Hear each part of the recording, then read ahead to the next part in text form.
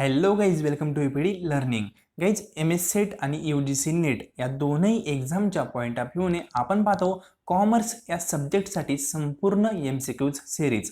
या MCQ सिरीजमध्ये आपण 2017चा कॉमर्सचा क्वेश्चन पेपर सेकंड, त्याचबरोबर क्वेश्चन पेपर थर्ड हा आपण डिस्कशन केला आहे. त्यानंतर 2018चा कॉमर्सचाच क्वेश्चन पेपर सेकंड हा देखील आपण पूर्णपणे डिस्कशन केला आहे. आणि आजपासून आपण 2018चाच क्वेश्चन पेपर थर्ड हा देखील कॉमर्सचा आहे, तो आपण डिस्कशन करणार आहोत. तर याचा पार्ट नंबर फर्स्ट आहे. यामध्ये टोटल 3 पार्ट येतील आणि 3 पार्टमध्ये आपण टोटल 75 क्वेश्चन डिस्कशन करणार आहोत कॉमर्सचे. तर गाईज, या आधीचे 2017चे क्वेश्चन पेपर तुम्ही डिस्कशन केलेले पाहिले नसतील तर या चॅनलच्या प्लेलिस्टमध्ये जा. प्लेलिस्टमध्ये गेल्यानंतर मला सर्व लेक्चर एका सिक्वेन्समध्ये अवेलेबल आहे, किंवा या चॅनलच्या प्लेलिस्टला व्हिजिट द्या, त्या प्लेलिस्टमध्ये पण सर्व लेक्चर आहेत. ठीक आहे, तर सुरू करूया आजचं लेसन. आजच्या लेसनमध्ये आपण पाहणार आहोत MS सेट एक्झाम 2018चा कॉमर्सचा क्वेश्चन पेपर थर्ड. ठीक आहे, बऱ्याच विद्यार्थ्यांना माहीत नसेल क्वेश्चन पेपर थर्ड कुठून आला. तर जे विद्यार्थी आता एक्झाम देत आहेत त्यांना क्वेश्चन पेपर फर्स्ट आणि क्वेश्चन पेपर सेकंड असे दोनच पेपर असतात. पण 2018 पर्यंत question paper first, question paper second आणि क्वेश्चन पेपर थर्ड असे 3 पेपर होते. ठीक आहे, 2018 पर्यंत. म्हणून आपण 2018चा क्वेश्चन पेपर थर्ड हा डिस्कशन करत आहोत. तर त्यावेळेस हा क्वेश्चन पेपर होता थर्ड, आता नाही आहे. ठीक आहे, तर सुरू करूया आजचं लेसन. तर आजचा फर्स्ट क्वेश्चन आहे, a medium enterprise is an enterprise where investment limit in plant and machinery is. म्हणजे तुम्हाला माहीत असेल, एक असतं मायक्रो एंटरप्राइज, दुसरं असतं स्मॉल आणि तिसरं असतं मीडियम. ठीक आहे, असे 3 प्रकारचे एंटरप्राइज असतात. म्हणजे एखादं एंटरप्राइज मायक्रो आहे का, स्मॉल आहे का, मीडियम आहे, हे आपण कशानुसार ठरवतो की त्याची इन्व्हेस्टमेंट किती आहे प्लांट अँड मशिनरीमध्ये किंवा यंत्रसामग्रीमध्ये त्याची इन्व्हेस्टमेंट किती आहे यानुसार आपण ठरवतो हे एंटरप्राइज जे आहे ते मायक्रो आहे का, स्मॉल आहे का, मीडियम आहे. ठीक आहे, तर यांनी विचारलंय की एखादं एंटरप्राइज हे मीडियम आपण कन्सिडर करतो कधी, ज्यावेळेस त्याची यंत्रसामग्रीमध्ये प्लांट अँड मशिनरीमध्ये इन्व्हेस्टमेंट हे किती असेल 10 करोडच्या पुढे असेल त्यावेळेस. ठीक आहे, बेसिकली 10 करोडपर्यंत असेल. ठीक आहे, त्यावेळेस आपण त्याला मीडियम एंटरप्राइज म्हणतो. तुम्हाला आणखी स्टडी सांगतो, स्मॉल एंटरप्राइजसाठी किती इन्व्हेस्टमेंट लिमिट आहे ते तुम्हाला पाहिजे आहे, मायक्रोसाठी किती ते देखील पाहिजे आहे, आणि याचं सर्वांचं तिघांचं मीडियम, स्मॉल आणि मायक्रोचं अपडेटेड जे तुम्हाला अमेंडमेंट दिलेलं आहे, प्रोव्हाइड केलेलं आहे ते देखील पाहिजे. ठीक आहे, ओल्ड डाटा आहे, ओल्ड डाटा पण विचारतात एक्झामला, न्यू पण विचारतात, म्हणून दोन्ही एक्झामच्या पॉईंट ऑफ व्ह्यूने पाहिजे आहे. म्हणजे आधी कसं होतं, 2013 आधी जे मीडियम एंटरप्राइजचं लिमिट होतं 10 करोड, हे 2013 आधी होतं. ठीक आहे, पण हे पण एक्झामला विचारतात. म्हणजे 2018चा क्वेश्चन पेपर आहे. ठीक आहे, तर 18ला विचारलंय 2013च्या आधीचा डाटा, म्हणून हा पण डाटा विचारू शकतात. पण जे नवीन अमेंडमेंट आलेलं आहे ना, त्या अमेंडमेंटमध्ये या फिगर चेंज झालेल्या आहेत. ठीक आहे, त्या फिगर कुठल्या आहेत हे तुम्हाला पाहिजे आहे. म्हणजे मायक्रोला किती लागतं, मीडियमला किती लागतं, स्मॉलला किती इन्व्हेस्टमेंट लागतं, लिमिट नवीन ते पण पाहिजे आणि जुनं पण पाठ करायचं आहे. दोन्ही पाठ करणं गरजेचं आहे, कुठूनही क्वेश्चन येऊ शकतो. ठीक आहे, नेक्स्ट आहे, याचं लक्षात ठेवा 10 करोड होतं. ठीक आहे, जुनं. Next, the scope of MRTP act. ठीक आहे, म्हणजे monopolistic restrictive trade practice act. ठीक आहे, since 1992 has been confined only to the regulation of. तर हा ज्याचा स्कोप होता ना MRTPचा, हा फक्त होता रिस्ट्रिक्टिव्ह ट्रेड प्रॅक्टिस इथपर्यंतच होता. ठीक आहे, इथं फक्त अनफेअर या गोष्टी कुठल्या नव्हत्या होत. फक्त एक मिनिट आहे, जे रिस्ट्रिक्टिव्ह ट्रेड प्रॅक्टिस आहे म्हणजे निर्बंधात्मक, इथं असं म्हणजे जास्त हे म्हणू शकतो आपण कडक होता. ठीक आहे, थोडा. तर हा MRTP ॲक्ट याच्याशी निगडीत होता, ऑप्शन सीशी. ठीक आहे, रिस्ट्रिक्टिव्ह ट्रेड प्रॅक्टिसशी निगडीत होता. म्हणजे तुम्ही फुल फॉर्म जरी वाचला, monopolistic and restrictive trade practice, तर फुल फॉर्ममध्येच येतं. ठीक आहे, म्हणून याचा आन्सर पण सीच राईट आहे. नेक्स्ट क्वेश्चन आहे, which one of the following can not. ठीक आहे, म्हणजे कॅन नॉट विचारलंय, can not to be consider one of the silent feature of major changes announce in industrial policy. ठीक आहे, म्हणजे 1991ची जी इंडस्ट्रियल पॉलिसी आली ती त्यामध्ये अनेक फीचर्स आहेत. ठीक आहे, त्याचे अनेक वैशिष्ट्य आहे, त्यापैकी कुठलं एक वैशिष्ट्य नाही आहे ते विचारलं आहे. तर ऑप्शन ए हे वैशिष्ट्य आहे, वाचून घ्या. ठीक आहे, काय ऑप्शन बी देखील आहे, ऑप्शन डी देखील आहे, पण ऑप्शन सी हे त्याचं वैशिष्ट्य नाही आहे. कारण यामध्ये म्हणलंय effective promotion of small industries widely disable rural area and small towns. ठीक आहे, म्हणजे बेसिकली ज्या इथं काय केलं तर टॉनचा आहे का वगैरे त्याच्याबद्दल म्हणलंय. पण जी 1990ची पॉलिसी होती यामध्ये ग्लोबलायझेशन, लिबरलायझेशन या पॉलिसी होत्या. ठीक आहे, तर तिथे याचा कुठंच विचार केला नव्हता, म्हणून हे त्याचं फीचर नाही आहे. ठीक आहे, कॅन नॉट विचारलंय. तर आपला ऑप्शन नंबर सी हा चुकीचा आहे. बाकी ए, बी आणि डी हे तीनही राईट आहे, त्याचे तीनही फीचर आहे. हे फीचर एकदा व्हिडिओला स्टॉप करून वाचून जा, एक्झामच्या पॉईंट ऑफ व्ह्यूने महत्त्वाचे आहे. ठीक आहे, जास्त टाईम वाया जायला नको म्हणून मी वाचत नाही. ठीक आहे, next, which one of the following is not technique of environmental analysis. ठीक आहे, इन्व्हायरमेंट ॲनालिसिसची अनेक टेक्निक आहे, त्यापैकी एक नाही आहे इथली. 4पैकी एक नाही, ती कुठली नाही ते ओळखायचं आहे. फर्स्ट ते व्हर्बल ऑर रिटन इन्फॉर्मेशन आहे, ठीक आहे. स्पेलिंग आहे. नेटवर्किंग ही कुठली टेक्निक नाही, ठीक आहे. म्हणजे आपला ऑप्शन नंबर सीच हा इथं पण राईट आहे. म्हणजे क्वेश्चन नंबर फर्स्टचा पण सी होता, क्वेश्चन नंबर सेकंडचा पण सी होता, क्वेश्चन नंबर थर्डचा पण सीच राईट होता आणि क्वेश्चन नंबर 4चा पण सी आन्सरच राईट आहे, ठीक आहे. क्वेश्चन नंबर 5 पाहू. Which of the following factor should not be consider in make or bye decision, ठीक आहे. म्हणजे बेसिकली कॉस्टिंगमध्ये असतात त्या technique make or bye decision. एखादी गोष्ट तुम्हाला तयार करणं परवडेल का विकत घेणं परवडेल, ठीक आहे, हे पाहिजे असतं. म्हणजे एखादा फॉर एक्झाम्पल एक पाहुणा आलाय तुमच्या घरी, एक एक्झाम्पल सांगतो, ठीक आहे. एकच पाहुणा आलाय घरी आणि त्या पाहुण्याला चहा तुम्हाला द्यायचा आहे. तर पाहुण्याला चहा देण्यासाठी तुम्हाला गॅस पेटवावा लागेल. गॅस पेटवल्यानंतर त्यात दूध तापवावं लागेल. दूध तापल्यानंतर तुम्हाला काही बुकणी वगैरे असेल, साखर असेल ते टाकावं लागेल, ठीक आहे. आणि त्यानंतर एक कप घ्यावा लागेल. तो कपमध्ये तुम्हाला चहा वगैरे ओतावा लागेल. म्हणजे अनेक गोष्टी तुम्हाला चहा, एक कप चहा ठेवण्यासाठी इतक्या गोष्टी कराव्या लागतील. मग त्यापेक्षा जर तुम्ही बाहेरून 5 रुपयाचा चहा ऑर्डर केला तर परवडेल का? तर यस, परवडू शकतो. म्हणजे मेकपेक्षा एखादी गोष्ट काही ठिकाणी बाय करणं परवडू शकते ॲज अ कॉस्टिंगमध्ये, ठीक आहे. ॲक्च्युली आपण असं करत नाही, आपण घरी देतो, पण एक नॉर्मली ॲज अ कॉस्टिंगमध्ये तुम्ही पाहिलं तर ही चहाची म्हणजे एक पाहुण्यासाठी चहा तुम्हाला बाहेरून ऑर्डर करणं परवडेल. पण तेच 100 पाहुणे आले तर 100 पाहुण्यासाठी तुम्हाला चहा बाहेरून ऑर्डर करणं परवडणार नाही, तो घरी बनवल्याला परवडेल. तर एक्झाम्पल सांगायचं असं की जो घरी तुम्ही चहासाठी जे साखर वापरताय, जो गॅस वापरताय, जे भांडे तुम्ही खरकटे करणारे, ठीक आहे, जी बुकणी वापरताय, त्यासाठी आलं वगैरे काय असेल ते वापरत असतात, त्या सर्वांची कॉस्ट ही 10 प्लस होणार आहे आणि बाहेरून तुम्हाला चहा फक्त 5 रुपयात भेटणार आहे. मग बाहेरून चहा घेतलेला परवडू शकतो घरी करण्यापेक्षा. तर यावेळेस आपण काय करतो, बायचा डिसिजन घेतो, मेकचा घेत नाही. तसंच कॉस्टिंगमध्ये आपण मटेरियल वगैरे घेताना मेक ऑर बायची आपण काय करतो असतो, विचार करत असतो, ठीक आहे, कॉस्टिंगमध्ये. तर याच्यामध्ये विचारलंय की कुठला फॅक्टर मेक ऑर बाय डिसिजनमध्ये काय करतो, इम्पॅक्ट पाडित नाही. तर त्याचं ऑप्शन सी हे राईट आहे. Potential rental income from space occupied by production area, ठीक आहे. पोटेन्शियल इन्कम किती भेटू शकतं याचा इथं विचारच केला जात नाही, की आत्ता सध्या काही या कंडिशनचा विचार करतात, पोटेन्शियलचा विचार करत नाही. म्हणून आपला ऑप्शन नंबर याचा पण सीचा राईट आहे. म्हणजे क्वेश्चन नंबर फर्स्ट पासून क्वेश्चन नंबर 5 पर्यंत सर्वांचा ऑप्शन सी हे राईट आहे, ठीक आहे. Next question. A budget that give summary of all functional budget and the projected profit and loss account is non as, तर त्याला म्हणतो आपण मास्टर बजेट, ठीक आहे. म्हणजे मास्टर बजेट म्हणजे सर्व बजेटचे बेसिकली एक कॉम्बाईन बजेट असतं, ठीक आहे, त्याला मास्टर बजेट म्हणतो. हे पण माझ्यामध्ये कॉस्टिंगमधलीच टेक्निक आहे. कॉस्टिंगमध्ये अनेक बजेट असतात, कॅश बजेट असतं, ठीक आहे, किंवा सेल बजेट असतं. त्या सर्व बजेटला आपण एकत्रित बजेट करतो, त्याला मास्टर बजेट म्हणतो, ठीक आहे. म्हणजे बेसिकली त्यांनी तेच म्हणले समरी सगळ्या बजेटची, ठीक आहे, त्याला मास्टर बजेट म्हणतो. ऑप्शन ए हा राईट आहे. Next question. आता ज्या विद्यार्थ्यांना FYला किंवा FYला नसतं माझ्यामध्ये, ठीक आहे, SY TY आणि MCOMला कॉस्टिंग असेल त्यांना हे सर्व क्वेश्चन येऊ शकतात. ज्या विद्यार्थ्यांना मार्केटिंग होतं त्यांना क्वेश्चन थोडेसे वेगळे वाटू शकतात, पण सोपं आहे, अवघड काही नाही, ठीक आहे. नेक्स्ट.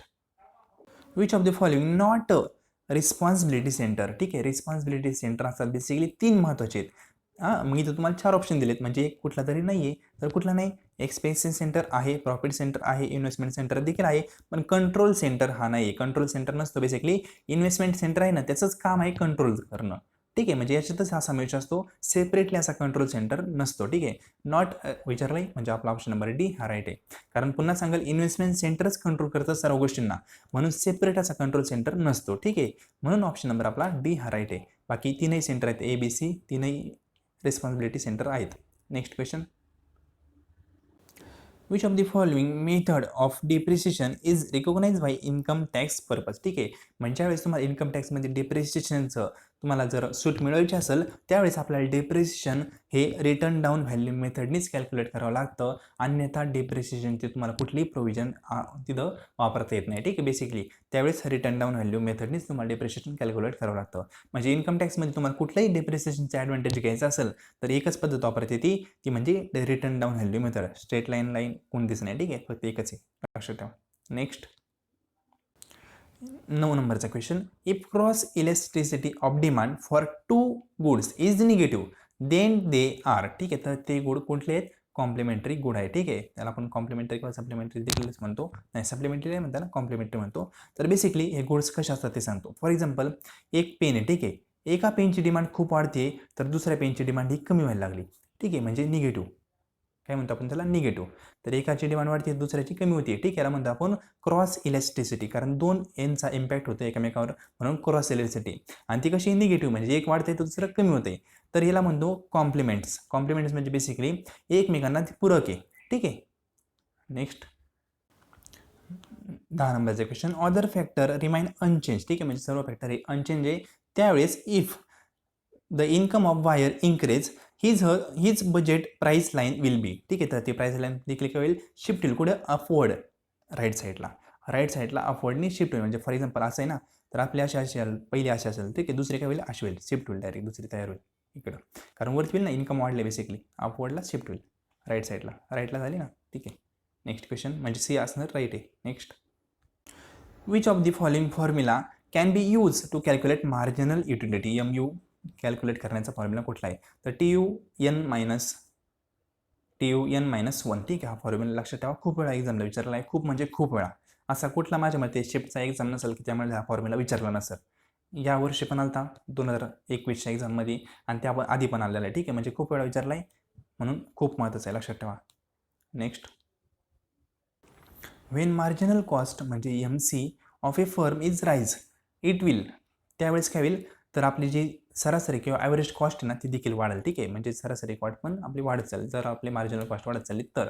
म्हणजे 1 युनिट ॲड केल्यानंतर जर आपली कॉस्ट वाढते तर आपली ॲव्हरेज कॉस्ट पण बेसिकली वाढणारच आहे ना. तर कॉमन सेन्सची गोष्ट आहे, ऑप्शन सी हा राईट आहे, ठीक आहे. म्हणजे हा जो क्वेश्चन आहे हा पूर्णपणे एक थेरटिकल बेस आहे. यामध्ये तुम्हाला म्हणजे वाचलं तरी कळलं, पण एक कॉमन सेन्स जर लावला तरी तुम्हाला हा सुटू शकतो, ठीक आहे, अवघड काय नाही. नेक्स्ट आहे, to test the whether two population means are equal to, ठीक आहे, इक्वल असतील त्यावेळेस आपण कुठले टेस्ट यूज करतो, टी टेस्ट यूज करतो, ठीक आहे. या सर्व टेस्ट एक्झामच्या पॉईंट ऑफ व्ह्यू महत्त्वाची ही नाही थोडी, पण या बाकी 3, ठीक आहे, ही जी आपली टी टेस्ट आहे, F टेस्ट आहे आणि काय स्क्वेअर टेस्ट, ह्या सर्व महत्त्वाच्या आहेत. ही नाही नका करू, डी नका करू थोडी, या 3 महत्त्वाच्या आहेत, ठीक आहे वरच्या. तर याचं आन्सर टी टेस्ट राईट, ठीक आहे. Next, sampling distribution of statistic will approximately normal when sample size sufficiently large. Simple question, option C हा राईट आहे. नेक्स्ट क्वेश्चन, तर 15 नंबरचा question, in pie diagram 5% is equal to dash degree of angle, ठीक आहे. म्हणजे pie diagram कशा असते, basically अशी असते आणि हा कसा असतो, 360चा असतो. तर 360चा हा अंशचा असतो, ठीक आहे. तर 360 अंशमध्ये जर 5% आपल्याला काढायचं असेल, 5% किती येईल, ठीक आहे. तर बेसिकली सांगतो कॅल्क्युलेशन करायचं कसं, खूप महत्त्वाचं आहे, DI मध्ये खूप महत्त्वाचं आहे, ठीक आहे. DIच्या पॉईंट ऑफ व्ह्यूने पण लक्ष द्या व्यवस्थित. तर पहिल्यांदा लक्षात ठेवा, 360 पाय डायग्रामचं जे टोटल हे असतं, अंश असतो 360चा असतो. तुम्हाला विचारले 5% किती असेल, 5%साठी तुम्हाला काय करावं लागेल, भागिले 100 करावं लागेल, पर्सेंटेजने कारण, आणि गुणिले 5 करायचं. सिम्पल, 0 गेला, ठीक आहे. 5 1 5, 5 2 10, ठीक आहे. 2 1 2, इथे कुरला, 2 म्हणजे 8 2 16, ठीक आहे, म्हणजे आले 18. ऑप्शन डी हा राईट आहे. कळालं काय केलं, 360 टोटल असतं, 360 घेतले, आपल्याला पर्सेंट काढायचं आहे म्हणून भागिले 100 गुणिले 5, आन्सर येतं 18. अवघड काहीच नाही. किंवा आणखी एक टेक्निक सांगतो, ठीक आहे, साधी सोपी. या टेक्निक हे पण काढू शकता, 18 येईल. आणखी एक टेक्निक आहे, 360 टोटल आहे माहिती आहे, ठीक आहे. 100% म्हणजे आपल्याला टोटल 100% असतात मॅक्झिमम, हे 5% आहे, मॅक्झिमम पर्सेंट किती असतात, 100 असतात. मग याला आपण 1% काढू, 360चं 1% किती झालं, 3.60. 1% झाले ना, 0 इकडं पॉईंट फक्त देऊन घ्यायचा, 3.60 झाले. 3.60 म्हणजे 1% आहे. तुम्हाला विचारलं 5%, 1 निघलं 3.60, आपण 5 काढू शकतो. तर याला काय करायचं, 5 ने गुणायचं, 3 5 म्हणजे 3 5 15, हे झाले 15.60 राहिले, याला पण 5 ने गुणावं लागलं, हे झाले 3, ठीक आहे. म्हणजे आता 6 पंचे 30, म्हणजे इथं झाले 30, म्हणजे इथं एक 0 येईल, ठीक आहे, पॉईंट येईल 0 नंतर, म्हणजे 3 आणि 15 किती झाले, 18 झाले. कळालं. म्हणजे असंही काढू शकता, काय करायचं, सिम्पल, तुम्हाला जेवढे पर्सेंटेज काढायला लावले तेवढे काढू शकता. 1% म्हणजे 3.60 हे लक्षात ठेवा, भोकंपट्टी ठेवा, नाही कळालं तर, ठीक आहे. कारण 100 इथं पॉईंट देतो आपण, 100ला आपण भागिले केलं तर 3.60 येईल, ठीक आहे. 3.60 म्हणजे 1% आहे. पाय डायग्राममध्ये तुम्हाला पर्सेंटेज किती विचारू, आता 10% जर विचारले तरी तुम्ही काढू शकता, कारण 1% किती असतं ते कळालंय. याला गुणिले 10 केलं तर 10% येईल. 15% विचारलं, याला गुणिले 15 करायचं, 15% येईल. 5% विचारलं, 3.60ला 5 ने गुणा, आन्सर 18 येईल, ठीक आहे, सिम्पल एकदम. Next question, the standard deviation of binomial distribution is, त्याचा फॉर्म्युला विचारला आहे बेसिकली, हा NPQ, ठीक आहे, basically. Next, dash is not a component of planning, ठीक आहे. प्लॅनिंगचा कुठला कंपोनंट नाही, पॉलिसी आहे, प्रोग्राम आहे, टॅक्टिकला प्लॅनिंगच म्हणतात, डावपेच पण आहे. पण ऑप्शन नंबर आपला सी हा डिलिगेशन ऑफ अथॉरिटी हा प्लॅनिंगचा कंपोनंट नाही आहे. आपण मागही सेम क्वेश्चन पाहिलेला आहे, ठीक आहे, अवघड काही नाही. Next, dash is a step of process of controlling, ठीक आहे. म्हणजे जे आपण कंट्रोलिंग प्रोसेस करतो त्यामधील सर्वात महत्त्वाची स्टेप कुठली? Setting standard. स्टँडर्ड ठरवणं ही सर्वात मोठी कंट्रोलिंगची प्रोसेस असते. स्टँडर्ड म्हणजे फॉर एक्झाम्पल तुमची प्राईस किती पाहिजे? ठीक आहे, प्राईसचं स्टँडर्ड ठरवू आपण. ₹100 आपल्याला प्रोडक्टची प्राईस पाहिजे. मग जास्तही नको, 110 पण नको किंवा 90ही नको. ही काय झालं? स्टँडर्ड. स्टँडर्ड म्हणजे आपण कंट्रोल करतो. मग आपलं प्रोडक्शन खूप हाय नाही होऊन देत, खूप कमी होऊन देत नाही, 100 येईल याचीच आपण विचार करतो. त्याला म्हणतो आपण सेटिंग स्टँडर्ड. तर स्टँडर्ड ठेवायचं. स्टँडर्ड ठेवलं तर आपण कंट्रोल होतो. स्टँडर्ड म्हणजे एक माप. ठीक आहे, इथं अर्थ असा होतो, माप. Next, dash is a not part of organisation structure. तर committee, matrix organisation, informal organisation आहे, पण सेंट्रलायझेशन अथॉरिटी हे कुठलाही पार्ट नाही ऑर्गनायझेशनचा. ऑप्शन आपला डी हा राईट आहे. आउट ऑफ डी कंटेक्स्ट आहे डायरेक्ट. ठीक आहे.